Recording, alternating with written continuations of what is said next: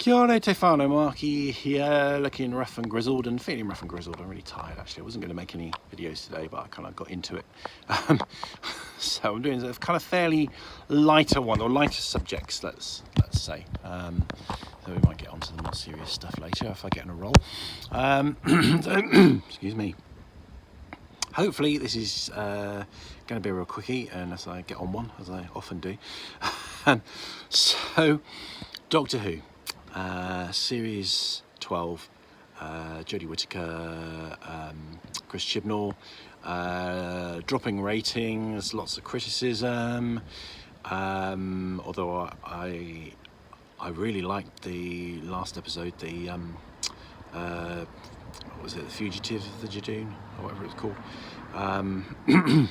which felt like it had kind of come back.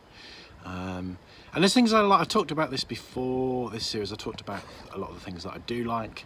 I still enjoy it. I don't have any problem with Jodie Whittaker. I don't have any problem with her being a woman. One thing that hit me last time I watched it is it's one of the reasons that this show isn't working so well. And this isn't the only reason, okay? I hear lots of people have got lots of things to say about this, and I'm not invalidating those other views. But I think one kind of more subtle, almost subliminal problem with this new series, and reason why it's not working, is so in every, I don't know if it's every kind of series or every time they kind of make a major change, often they change the title sequence and the music. You know, and obviously it's the same tune, but a different version. And what I've noticed is that the title sequence for this one is darker. It's more gothic. I don't know if you don't want to think about gothic things, and I've just done a video on that. It's more gothic, it's darker, the imagery is darker, it's kind of more spooky, there's kind of more peril implied in both the title, the visuals and the music. However, the style of the programme is lighter and more upbeat. Okay, because although there have been some tragedies and some deaths and some emotional bits, it's not been particularly kind of gothic kind of, in the broader sense of the word, a kind of series. In fact, I think the humour, I've enjoyed the humour more in this series and the last series 11 and 12. I've enjoyed them more than I've enjoyed the humour in almost any series before. Often I find the humour in dramas annoying, actually. Often I think it's often not that funny, and it's kind of like you're supposed to laugh and it's supposed to, but it kind of almost like detracts from the drama for me. I think humour should be in dramas, definitely. I just think it should be good humour. So interesting. So although it's good, it's great that there's more humour in this one, and it's like Bradley Walsh. He's just the geezer, isn't he? I think he's brilliant. But the whole thing, she's quite a light doctor. Lots of quips, lots of kind of lots of kind of silliness and zaniness. So, I mean, I never watched any of the kind of big Finnish versions of the Paul McGann Doctor, but his image and the setup for that in the movie at the time was all kind of very dark and gothic. And I think maybe the title sequence for these last two series would be more fitting to his Doctor than it would be to Jodie Whittaker.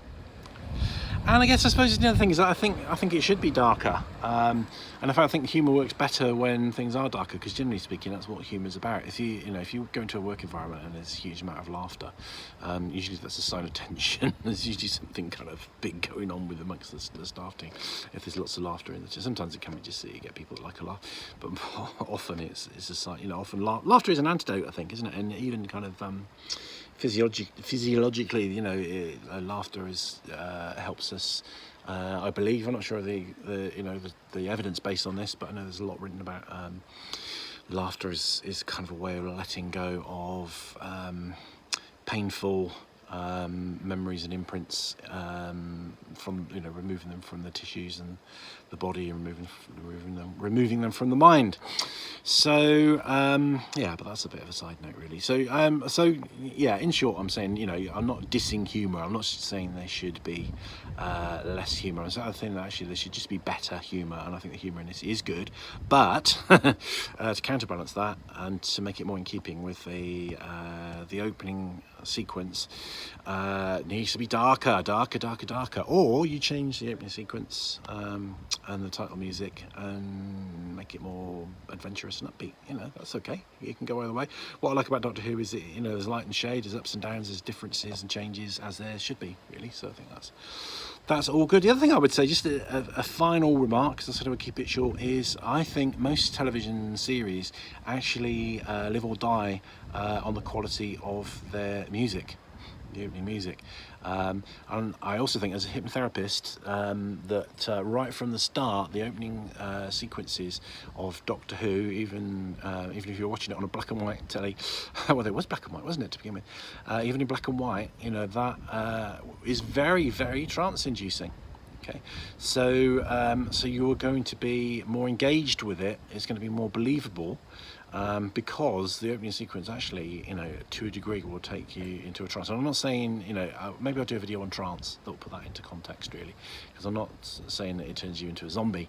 What I'm saying is it does induce a mild altered state, which will mean you engage much more and on a more profound level with the programme that comes immediately after it than if you hadn't had that. Okay, so few thoughts there. So reply nicely if you've got anything to say. If you disagree, it's absolutely fine. Be grown up and polite. And Rangimarie.